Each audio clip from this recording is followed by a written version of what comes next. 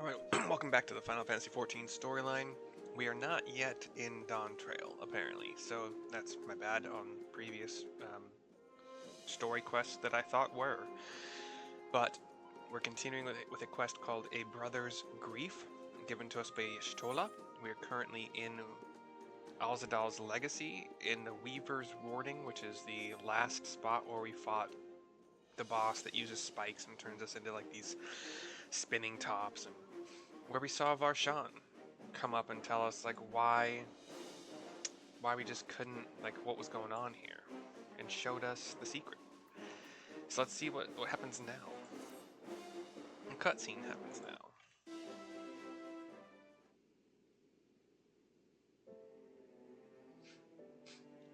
We're staring up at that void circle. I must admit, I am deathly curious to know how a voidgate came to be hidden in the depths of these ruins.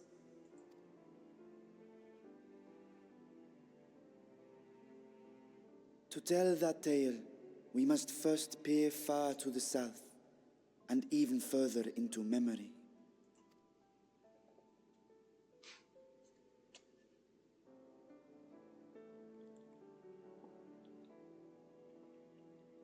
An age 5 millennia passed when the Algan Empire sent an invading force to the shores of Meracidia. The southern people rallied around the commanding figures of Bahamut and Tiamat and fought fiercely to repel the would-be conquerors. Cutscene flashes to... With Bahamut's defeat, however, the tide turned against them. Desperate to seize any advantage, the Mercidians resorted to summoning primal entities.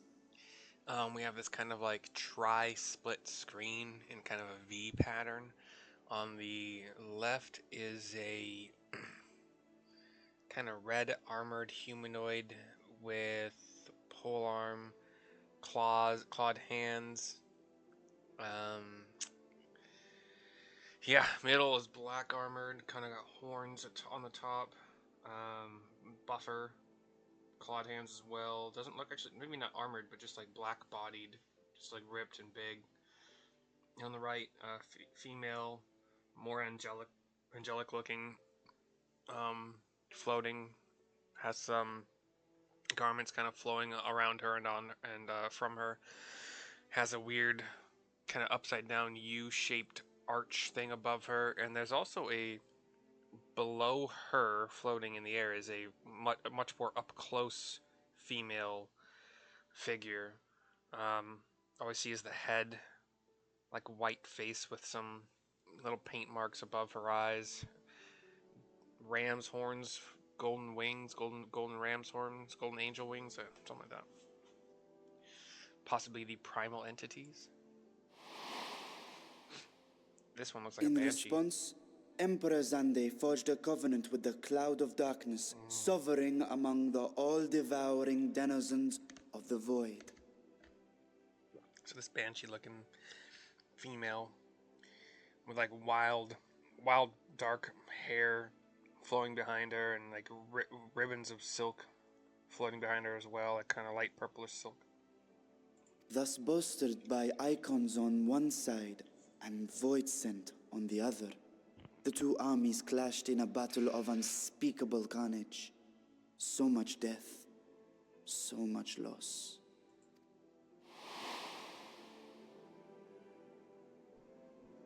I consider myself well versed in that period of history, yet you speak as one who witnessed it happen. Indeed, I did. I heard Tiamat's roar of defiance and sped toward that war-torn land.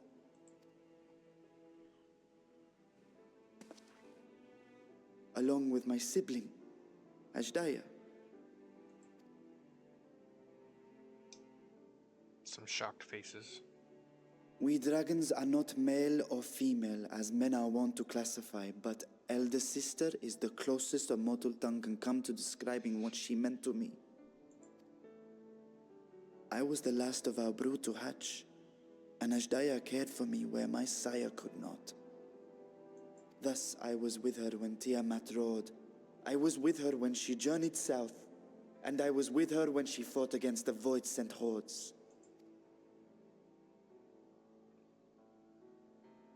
Yet no matter how many of their vile fiends we cast down, more rose from the abyss to take their place.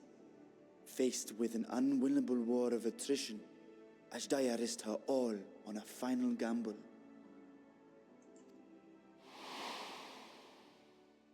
She plunged through the void gate itself to strike at the root of their strength. We see a kind of sword-shaped portal or void portal in the sky, purple and red, kind of similar to the Eye of Sauron, if you know what that looks like, but a downward-facing sword shape, purple and black, radiating some purple energy from it, and it looks like a dragon is flying directly into it. I think this is near the Crystal Tower. I can see what looks like the spire of the tower. I tried to follow in her wake, determined to lend what aid I could. But even as I came upon Alag's glittering tower, I saw the rift close behind her. And Ashdaya has been lost to us ever since. I find I must retract my earlier claim of historical knowledge. Nowhere in the Crystal Tower's archives did I see mention of such noble sacrifice. That does not surprise me. To Allagan eyes, it must have seemed as if a lone dragon, driven to madness, simply dove through the gate and did not return. For my part, I spent long years searching for the means to reunite with Ashdaya. Until I could search no more. Until Allag was dust, and the art to open a void gate large enough to accommodate a dragon forever lost. Yet you have the beginnings of a gate right here, under the control of a harnessed device. My discovery came before Varshahn was founded. Though I scoured the lands for a method to cross the rift, it was beneath the sea that I chanced to find a natural planar fissure. It was, however, far too narrow to admit a worm's bulk. Only after our city rose upon the rock, and I could enlist the aid of our talented alchemists, did matters take a favorable turn.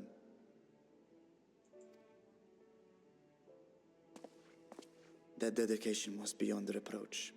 Tirelessly they worked to expand the fissure, and after decades of toil, it finally grew to a size that a child might pass through.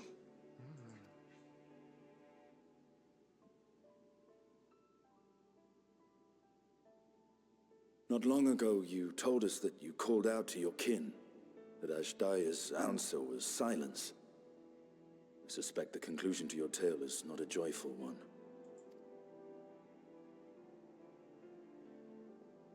With hope in my heart, I used a simulacrum to cross the threshold. But no, I did not find her. What I found was a host of void-sent, clamoring around the opening they had sensed. 'Twas but a moment, but enough. I had no choice but to retreat and allow the portal to contract once more. The gate was a threat to your people. You had to decide between endangering Varshahn and abandoning your sister. And you chose the latter. 'Twas not that thy siblings scorned thy call. 'Twas that she was trapped beyond a barrier through which neither roar nor dragon may pass. Even now, in the desolate world of the 13th. I can scarce imagine your pain, yet it was wise not to linger in that place. Too long a sojourn, and even a being of your power risks being warped into a creature of the void. You've seen this phenomenon before, when we stepped into the darkness. My options are I thought our time had come, or I remember when Nero turned purple, or ... I'll just go dot dot dot. I just nod. Remember well what happened to Nero, when his wounds allowed the void's corruption to enter his body and twist his ether. I honestly don't. I'm trying.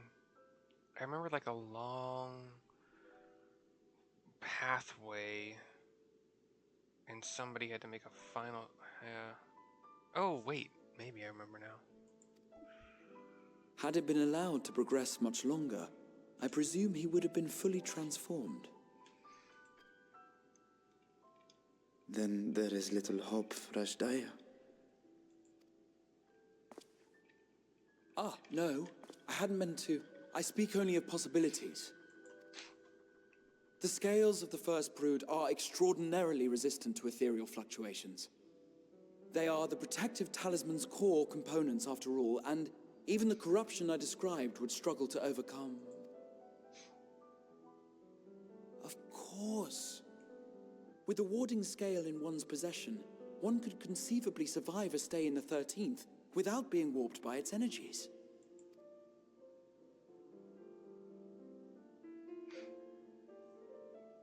Be that as it may, it is too late to rescue my sister. 5,000 years too late. 5,000 years is a very long time to rescue your sister.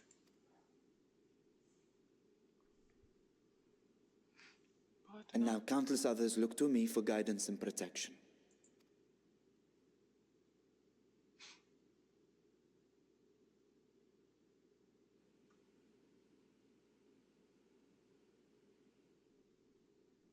So when I sensed intruders in the ruins, I came only to ensure that the gate remained closed.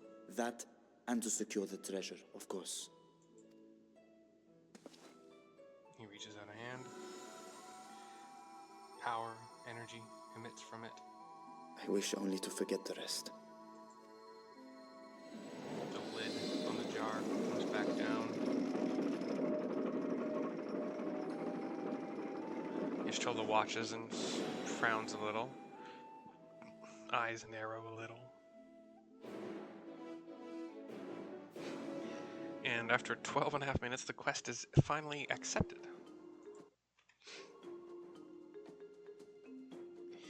We'll speak to Yashtola to continue.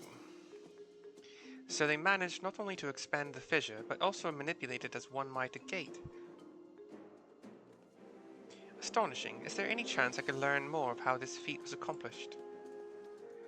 I will tell you what I can. First, however, I must return to the High Crucible and arrange to replace the guardians you so handily destroyed. It will not do to leave the gate undefended. Yes, my apologies. We were perhaps a touch zealous in our rush to uncover the vault's secrets. If the constructs can be repaired, we would be happy to offer our assistance. That will not be necessary. Much as I retain spare vessels for myself, we keep duplicate guardians on hand for such eventualities. In any case, we should return to Razatan. Ote. Can't mountain here. One fede for the teleporto. Let's do it.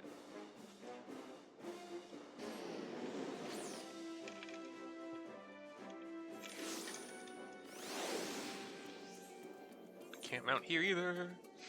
And there's no closer thingy, so I'm just gonna run. Sprint, boom, boom, boom, boom, boom, boom, boom, boom, boom, boom. You know how, I mean, this is the way it always is with songs and music and memes and little clips of songs, but there was a time when that sound clip was being used a lot. The bum bum bum bum bum bum bum bum bum bum bum bum. It's like run.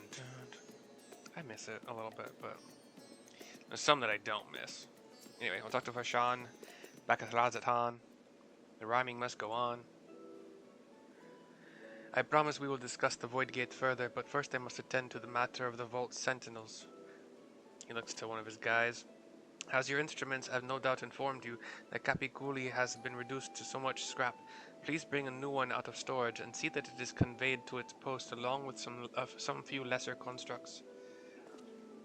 Was it tomb robbers? Fiends born of the Tower of Zot? By the sisters, do not tell me a blasphemy yet roams free.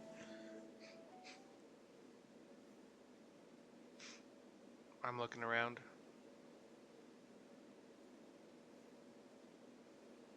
I guess all the scions are like feigning, like, oh, we have no idea what's going on. It wasn't us. Nope. Kind of like looking off around.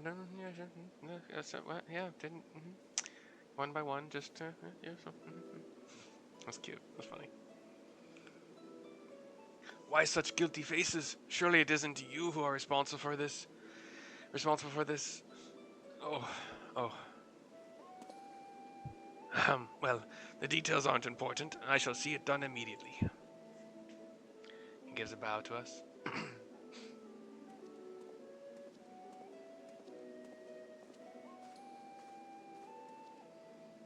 And with that, the vault will soon be secured once more. Now I believe you had questions. Quite a few, in fact, but I'd like to begin with the gate itself. It is still functional, yes?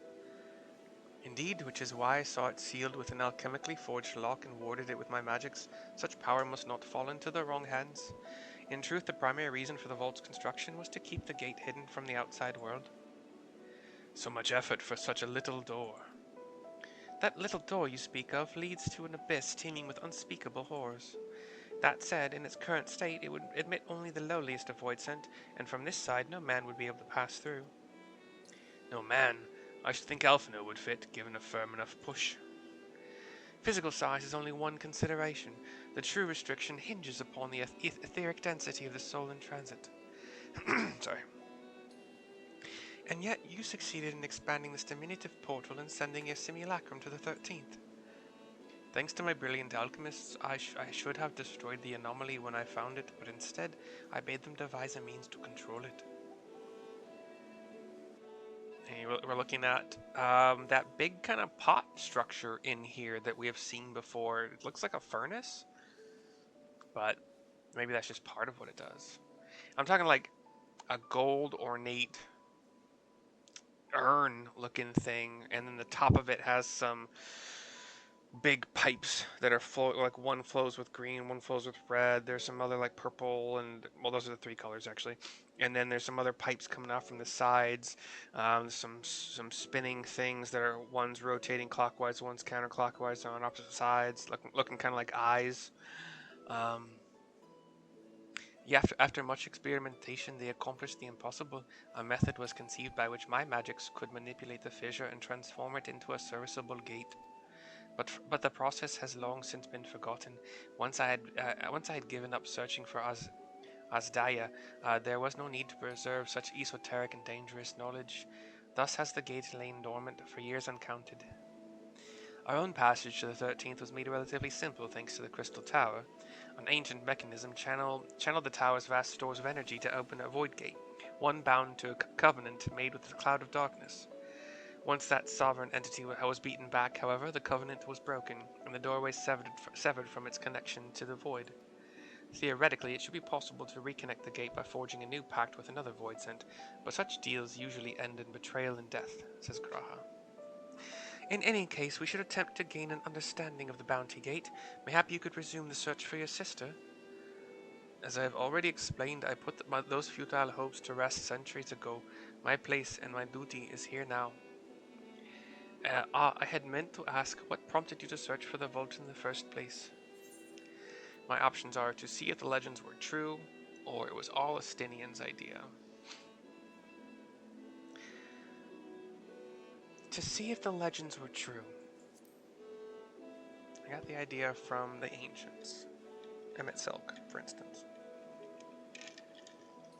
As you have seen, the fabulous wealth from the stories is quite real, if not its rumored origin, but I'm afraid I must assert a prior claim. I have been adding to that trove for years, little by little, but the time has come to spend it, that I might alleviate my people's suffering. Then we are of one mind. We had no intention of taking it for ourselves. Isn't that right, my friend? I nod. Yshchola's pondering some more, in that way she does. Your Excellency, would you object if I were to conduct a closer examination of the gate? I will make no attempt to open it, of course. He nods. I owe you and yours a debt that can never be repaid. Whatever boon you ask of me, you shall have it. You are most gracious. I shall take full advantage of your permission. Would that I could join thee in thy study, but the Loporrits will be anxious to receive my report. I beg my leave of you, says William J. And I must be off to Charlian as well, says Graha. Mistress Kryle was eager to speak with you about that request, so please come back to the annex as soon as you are able. Farewell for now. Two of them go. We'll see what Estinian does. We can discuss my findings once I return. You'll not be rid of me so easily. I can go with you. No? Okay, whatever. Fine, whatever, dude. It's just me and the Dragoon as the camera pans up and goes dark. You may now undertake the Chronicles of a New Era quest series, Myths of the Realm. Speak with the fresh-faced student at the Baldessian Annex to accept the first quest. Is that the next thing I'm supposed to do? Anyway, we'll turn this quest to Varshahn and see what's up next. I have done some raids in the past, like Alexander. I know there's at least one more, and I can't remember what it is right now. Yeah.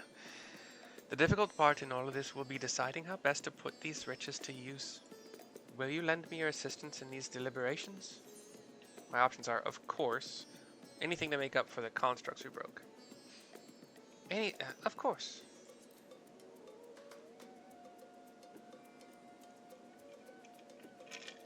Thank you, Mercy. Mercy and I are in this together. I will follow her example.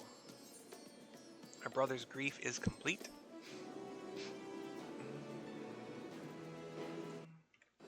Although, another cutscene. Meanwhile, elsewhere on a black screen. Starts to go purple, like purple clouds, and then we have an airship? A floating, well, there's a throne. It looks kind of like devilish, demonic. Purple lines of energy coalesce to form. There's a figure kind of shrouded in black, purple, roiling energy.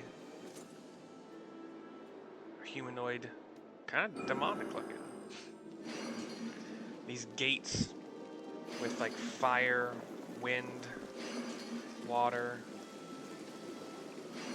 They have these kind of wicked looking stabs. That's wind again. This guy has a cape of dark blue.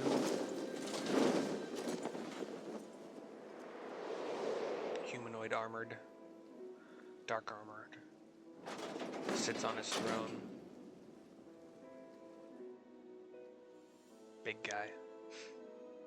Like Thanos-esque, you know. Throne of Earth. Oh, one of them's Earth. I sensed the breaching of a gate, but it was not instigated from this side. 'Twas thrown open from the other. The fire says, I too felt it. A rare occurrence, yes, but such a tiny portal is beneath our notice. There are more pressing matters at hand. An opportunity is upon us, the coming of which we have awaited for nigh on 10,000 years. We dare not let it slip our grasp.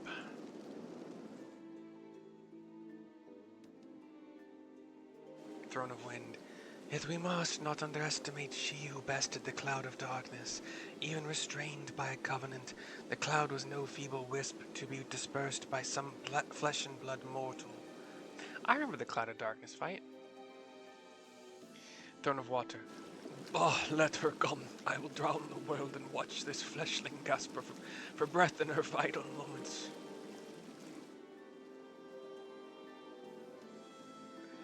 Knight in Black. Your zeal is admirable, but forget not our cause. Think back on our struggles beneath this sunless sky.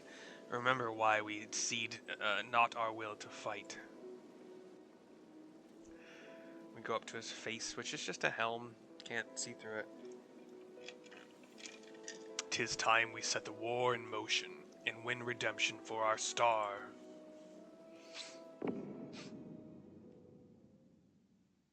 Could this be... No, we had an Odin. It could be another Odin. Or like a better, bigger Odin. Odin revisited, I don't know. But anyway, that's the end of the quest, end of that little final cutscene, and I hope you enjoyed. End of video. I'll see you next time.